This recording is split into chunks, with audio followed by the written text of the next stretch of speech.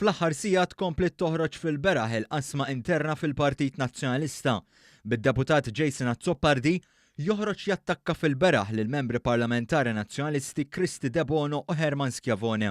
Huwa akkużhom li bemilhom qegħdin jagħmlu ħsara lill-Partit Nazzjonalista u li qegħdin jaħdmu minn wara dar il-Grupp Parlamentari Nazzjonalista.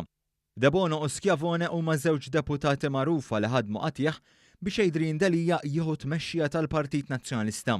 Tmexxija li fl-aħħar sena u 7 xhur kienet ikkaratterizzata minn ġlied intern ma jaqta' xejn bejn il-fazzjoni tal-eks kap nazzjonalista Simon Busuttil u tal-kap nazzjonalista Adrian Delija. Fi tweet kmien il-ħadd filgħodu, Jason Azzopardi attakka lil De Bono u lil Schiavone dwar laqgħa li kellhom il-ġimgħa li għadda ma' Jorgen Fenech li fl-aħħar xhur l-oppożizzjoni allegat li kien is-sit tal-kumpanija 17 Black. It-Times irrapportat li f'din il-laqgħa iż-żewġ deputati nazzjonalisti talbu lil Fenech biex ma jħallsux għal kiri tas-swali tal-konferenzi fil-lukanda tiegħu f'San Ġiljan. Huwa akkużhom li qegħdin jaħdmu minn wara dar il-Grupp Parlamentari Nazzjonalista. Il-qija komplet tisħon bejn iż-żewġ fazzjonijiet wara li Azzopardi xerret l-artiklu tat-Times fuq il-paġna tiegħu ta' Facebook.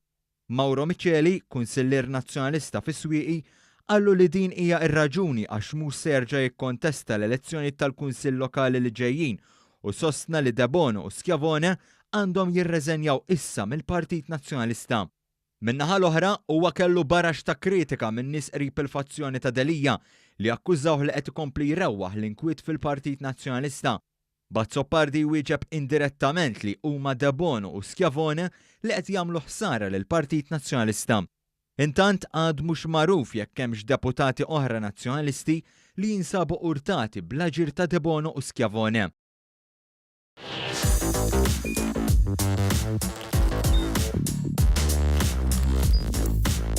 Idħol fuq one.com.mt u hemmhekk tista' tara l-programmi kollha li jxandru fuq One permezz ta' One Play.